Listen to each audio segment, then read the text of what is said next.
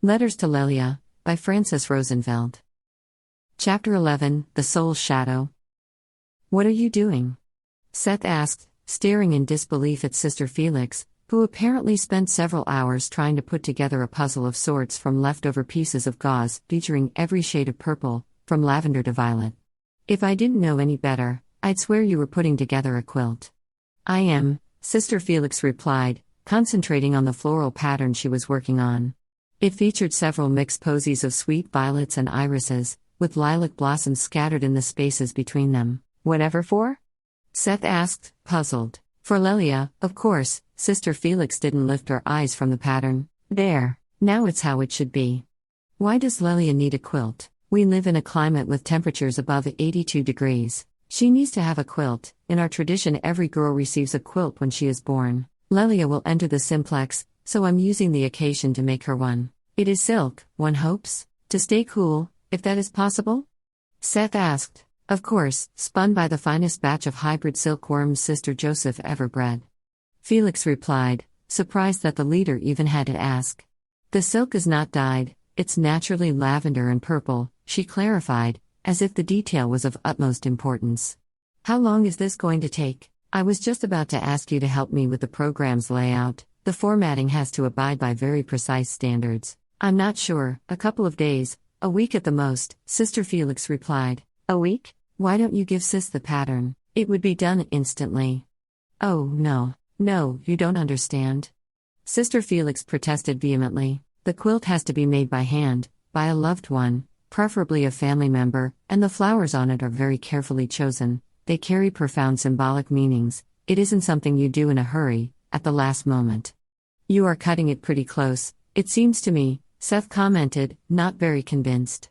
I wanted to start it sooner, but there was never any time with all the scheduled changes and observance of protocol. Do you need an extra set of hands? I can ask one of the students to assist you, Seth offered. I'd offer my sewing skills, but I don't have any, she apologized. No, thank you. This is something I have to do all by myself. What do you traditionally do with the quilt, other than keep yourself warm?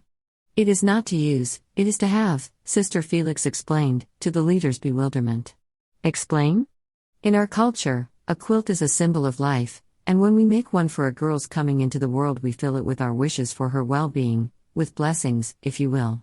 Every flower means something: the violets, modesty and wisdom; the irises, moral standards; the lilacs, faith and strength. They always need to point out to personal qualities, not external events. In a way, we're embroidering for her the most beautiful character pattern we can think of. When ready, it should never be worn, as a representation of the fact that character needs to remain untainted. I can tell you that it gets pretty cold where I'm from. I assure you that quilt is a constant temptation, she smiled. What flower symbolizes a light-hearted spirit? Seth smiled back. The squill, Sister Felix replied. You are not going to put them on her quilt? Seth worried. I guess I am now, Sister Felix said. Maybe you can help, with design ideas, at least. At your service, Seth mocked a curtsy. Symbols are my specialty. What else would you like her to have? I'm starting to feel like a fairy godmother. How about imagination? She asked. Wait, let me start a list, Felix said, and grabbed a pad to jot down hyacinths. Strong will, Seth continued. Dahlias, perseverance, cranesbills, creativity, foxglove. Is there a specific number of different flowers that can appear on the quilt? Of course, everything has a symbolic connotation. There are always 9 flowers, and always grouped in bunches of 3. One flower type for every rite of passage in her life. What are those? Birth, learning, reaching adulthood, finding love, becoming the head of a family, teaching the young, entering the council of elders, welcoming grandchildren into the world, and passing down a legacy. How come we've been here practically forever and you never told me anything about this tradition? Are women the head of the family in your culture? Seth asked. Yes, they are. I never had an opportunity. I have no children of my own. It is usually the mother who is making the quilt for her daughter. I just realized that I experienced my 9th rite of passage, and this is part of my passing down a legacy. But you're going to be around forever. A legacy is passed down so it doesn't get lost. The leader protested. Exactly. What is the difference between a rite that was lost and one that is never observed? They are both of no consequence. Why do the flowers have to be purple? Seth asked. They don't. It's just the color of thread I had, Felix replied, "You know something, sister? I can't tell when you're serious and when you're pulling my leg." The leader replied. Felix smiled and nodded her head, saddened that she couldn't share the joy the matriarchs of her culture experienced when they poured all of their love on that quilt to make it unique and extraordinary. She wished she could explain it to Seth, but it wasn't something one could explain: the feelings, the common understanding, their way of life. She bent over the quilt, and her hands worked diligently around the flower bunches, making the pattern more and more intricate until the suns went over the horizon. Landing Bay, Terra 2, July 13, 3245. My darling. When I was young, I wanted to save the world. I didn't exactly know what that would entail, but I was sure it was my duty and my vocation. I received my religious calling very young and joined an order as soon as my age allowed. I was eager and passionate and wanted to emulate all the good monastics whom I venerated and whose passing on earth I considered a living example of heavenly intercession. I followed around my family members, my friends, and later on, my fellow novices, pleading for community, empathy, and godly demeanor, trying the patience of the aforementioned at times, but since they were kind people, they yielded to my beckoning. After joining the convent, I spent endless hours in the library, studying, eager to absorb as much of the wisdom our civilization managed to accumulate before my time. The sisters got used to always finding me there after a while, and since ours was a tolerant order, we didn't have strict rules about the use of time outside of prayer.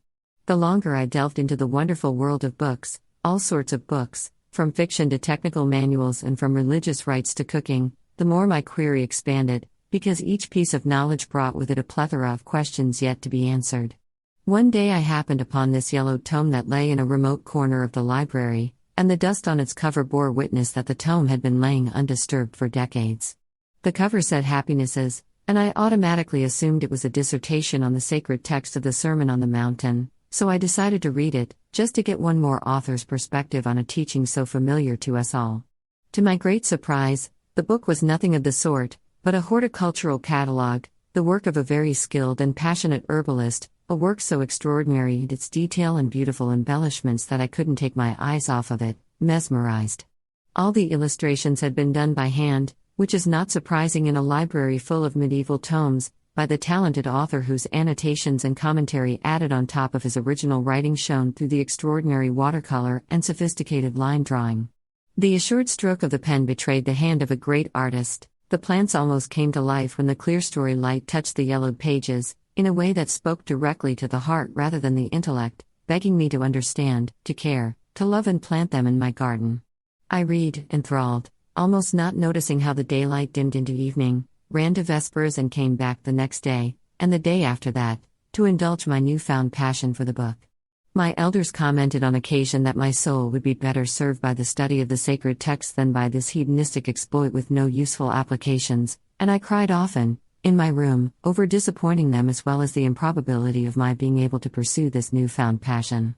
I questioned my vocation and was wrecked with guilt. People can have a change of heart, but that never changes their core personality. I just took all the youthful passion and turmoil that accompanied my spiritual calling and brought them to the study of plants, in a maelstrom of emotion peppered by guilt and misgivings. Nobody ever questioned my choices before, mostly because I never considered doing anything worth questioning, who would object to righteousness and abiding by the sacred rules.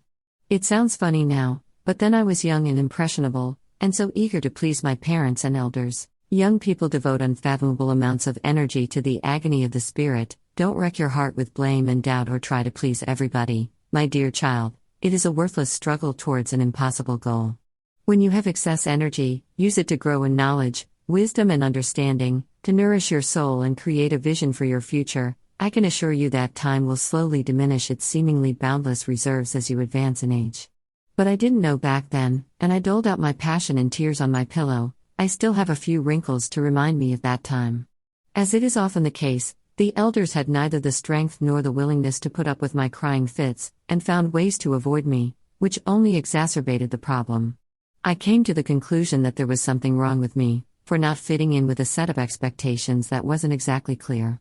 This is what I wanted to point out to you, my dear. See how I took something very dear to me and turned it into an agony of the spirit that not only devalued said endeavor, but also made me question my moral code, my faith and my vocation, too? I sometimes suspect the evil one must have an influence in this type of mind twisting, but I got chastised more than once for not taking responsibility for my own thinking, so I'll let it go. Fortunately for me, the elders didn't live their years in vain and recognized the spiritual struggle when they saw it, as preposterous as it happened to be in my case. The problem became, what do you say to a young novice who thinks she is endangering her immortal soul and betraying her vows by studying herbs? I walked the halls of our convent for months with a martyred look on my pale face, a tragic figure completely out of place in the peaceful decor. The old stone walls of the monastery were covered in ivy and rambling roses, and the sunny patch in the middle of the courtyard was glowing with the quiet fire of marigolds and geraniums. At sunset, the scent of wisterias filled the air, attracting countless hummingbirds. Don't entertain suffering, it will lead you to fear, anguish, doubt, and worthless actions and doom you to the worn pile of broken souls. No religion ever taught that. How did I get out of this swirl of nothingness? God brought me out. I can't say how, but the experience revealed to me that I was precious, and loved, flaws and all, and that I was never alone and never will be. As grateful as I am for having our Savior stretch out his hand to bring me back into the light, I can't help but feel that his purpose would have been better served if I didn't fall in the melancholy puddle to begin with. As I started noticing how wonderful life was around me, things returned to normal, and I got a renewed interest for the book of my challenge, which was as flawless as I remembered. This is the thing with objects of value, they don't lose their appeal because of the mores of the times, the mood of the appraiser, or random harsh opinions. You can sense they are timeless and valuable, and can pick them out of an entire pile, even if you don't know why. The book was anonymous, and no matter how hard I tried, and believe me, I tried, to find out who could have been the author, I never managed to find out. I brought it with me, by the way. It's in Sarah's apothecary, you can take a look at it when you have time. Because the convent didn't have the room or the desire to grow an herb garden, and the group in Perpignan was looking for an herb specialist, I got transferred there and you know the rest. The spirit works in mysterious ways, they say, and in retrospect, that was a book on happiness. Its presence in my life taught me both happiness and misery, and how easily they can be confused for each other when your soul is carried aimlessly in the torrents of the world around you, out of your control. One of the advantages of growing old is that you acquire the ability to understand those torrents will always be there and not yield to their strain. The waters of your soul can carry you to your purpose, to contentment and a life well lived, but like a boat without a rudder they can also run you adrift, confused and filled with turmoil if you don't consciously follow your purpose and truth. I call this aimless drifting being in your soul's shadow. It pushes you in whatever direction you're thrust towards, because, just like a real shadow, you exercise no choice and no control. You can't master your life until you are able to look at the unpleasant emotions that lurk in the dark corners of your heart and not flinch about what you see. Your loving, Sister Felix.